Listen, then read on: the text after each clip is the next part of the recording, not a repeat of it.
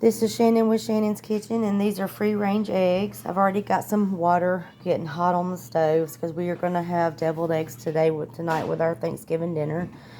We have to be at my husband's aunt's house in a little while, but we are having our Thanksgiving dinner tonight around 5 o'clock because my husband has to work night shift. So we're going to go ahead and get these ready to boil, and I'll be right back. Okay, so we've got 16 holders for deviled eggs. So what I've got in here is, remember that these are going to be cut in half, so you count 2, 4, 6, 8, 10, 12, 14, 16, 18. So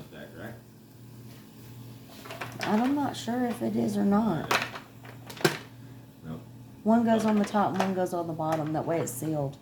But anyhow, that's what we're having with our Thanksgiving dinner tonight. So I have 1, 2, 3, 4, 5, 6, 7, 8, 9 eggs. Because these can be cut in half and everything. Excuse my stove, but we've been cooking all day.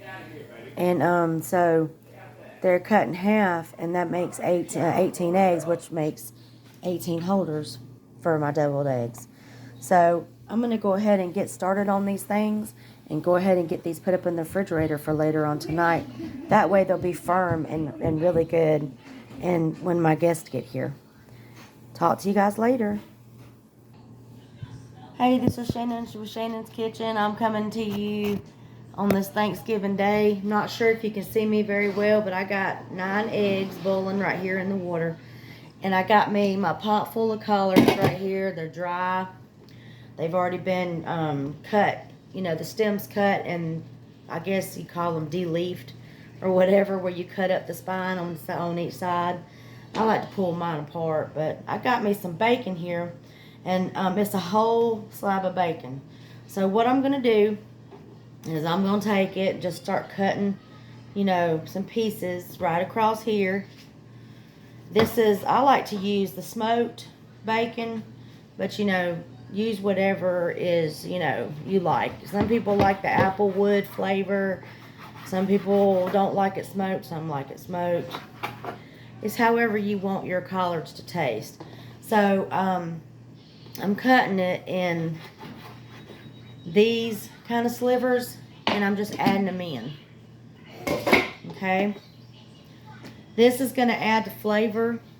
And so usually collards cook. I'll go ahead and cook my collards for, you know, several hours on the stove on a low setting.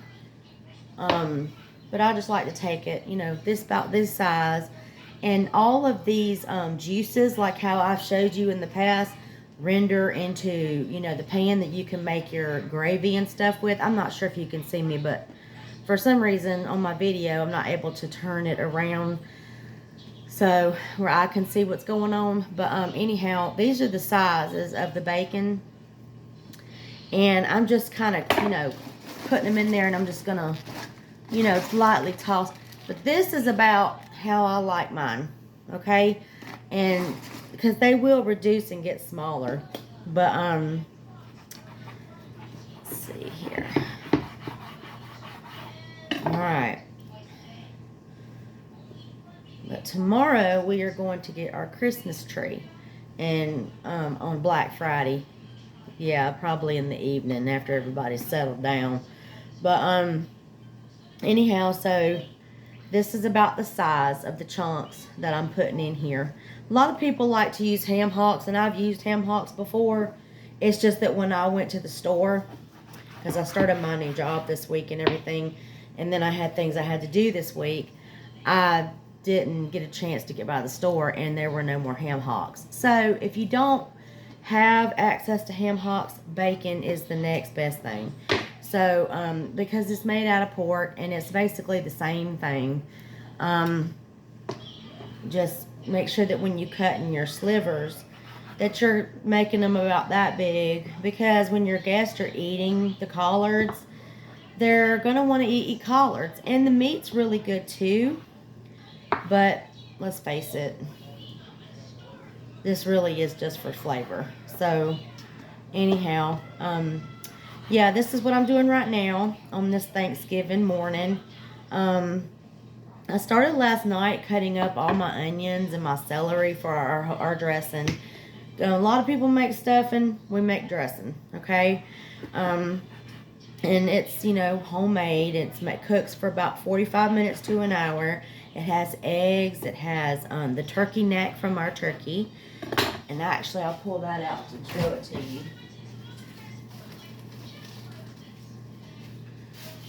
This is your turkey neck. And it comes out easily. And we stick it into our dressing. And when we start getting to cutting into it and everything, we pull it out and discard it. Because, you know, we just use it just for the seasoning to disperse into the dressing. Now, my mama taught me and my husband, when we first moved out together and got married, that recipe over 20-something years ago, and I swear he cooks it better than I can. And so he's going to be making that.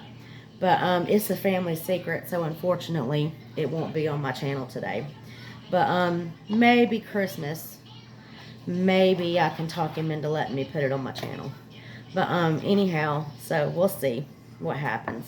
But this is what I'm doing right now. I'm just basically getting my collards ready to stick on the stove and cook, because they will be cooking covered on a low heat, like a simmer, most of the day.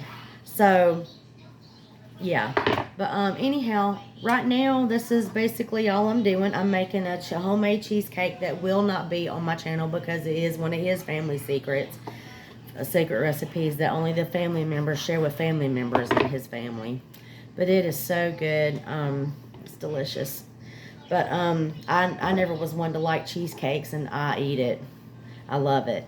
But I like to take mine and put strawberry, you know, toppings on mine. My husband just likes his plain, but the rest of the family likes their toppings. Some of them use blueberry toppings, some of them use strawberry toppings, but I like the strawberry.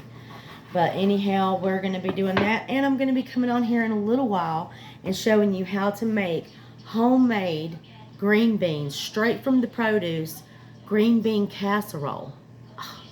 I got such a great recipe online, and I'm going to share it with you today. But it's where you take your onions and you cook them down with butter and salt and pepper, and then you add it into the green beans. Of course, the green beans are fresh from the produce, and you know, they're going to get cut down to about that long. So, and you know, I usually keep mine long, but anyhow, that's what's going to be happening with that. And then I'm going to also be making my homemade mashed potatoes, which will not be on this channel today because I have done it in so many of my other videos on this channel. So if you want to learn how to make homemade cream mashed potatoes, go back to go ahead and subscribe and like on my channel and hit the bell icon. That helps with YouTube's algorithms. And if you are interested in learning how to make homemade mashed potatoes, go to any of my videos. I know there's about 3 or 4 videos on there where I teach you how to make homemade mashed potatoes with red potatoes, because red potatoes are better for diabetics. But anyhow, so yeah, I'm going to go ahead and finish this up, and then when I come back, I'm going to be teaching you how to make some sides for Thanksgiving dinner. So I hope you're having a great day. I hope that you're able to watch the parade. We missed it this morning because we slept in a little bit, which is the first time in a long time. But anyhow, so I hope that you're having a great day with your family, and I'll catch you later.